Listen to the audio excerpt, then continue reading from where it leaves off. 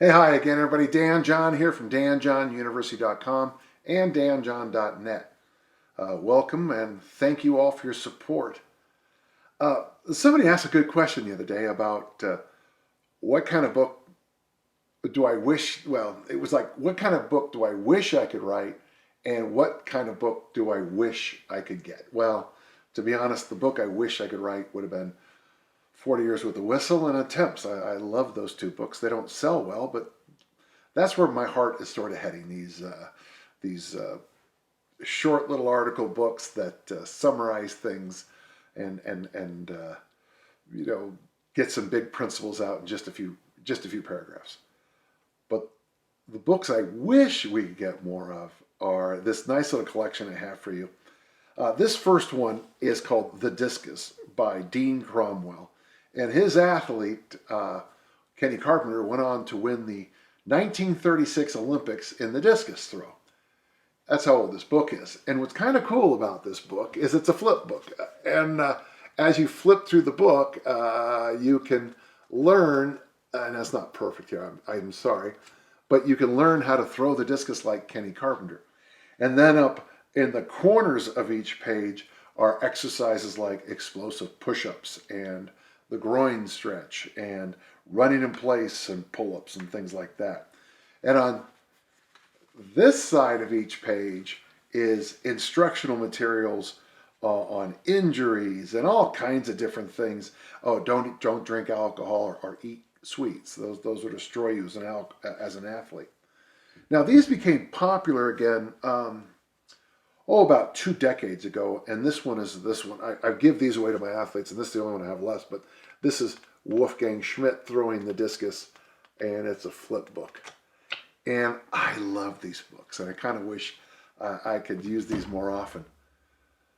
But there was another book that I think, it later evolved into the Track and Field Omni book, and it's by J.K. Doherty.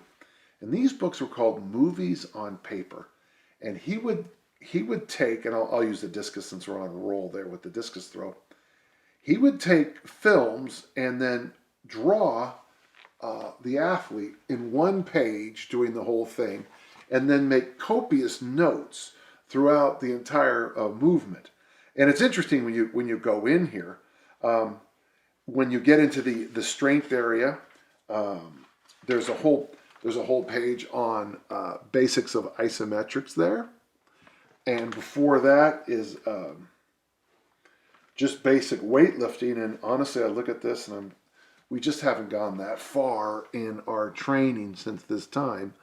The interesting also thing is if you have a few minutes to go through any of his work, when he gets to sports-specific exercises, almost universally he includes lots and lots of kettlebell work.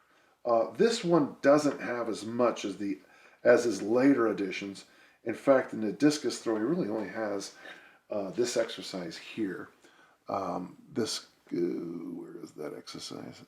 It was easier when I had it in front of me. This exercise right there. It is a spinning big kettlebell swing. I'm sure I can't recommend that exercise, but when people ask me what books do I wish I would get, the books I wish I would get would be these very small, hyper-illustrated, great insights, not 1,000 pages of comment, just a whole bunch of do this stuff. Those are the books I wish I had. And if you're a young author and you're in love with something, it'd be great to have a movies on paper kettlebell book, a movies on paper Olympic lifting book, just something for the rest of us to just look at and learn. So there you go. I hope that answered the question. We'll talk soon. Bye-bye.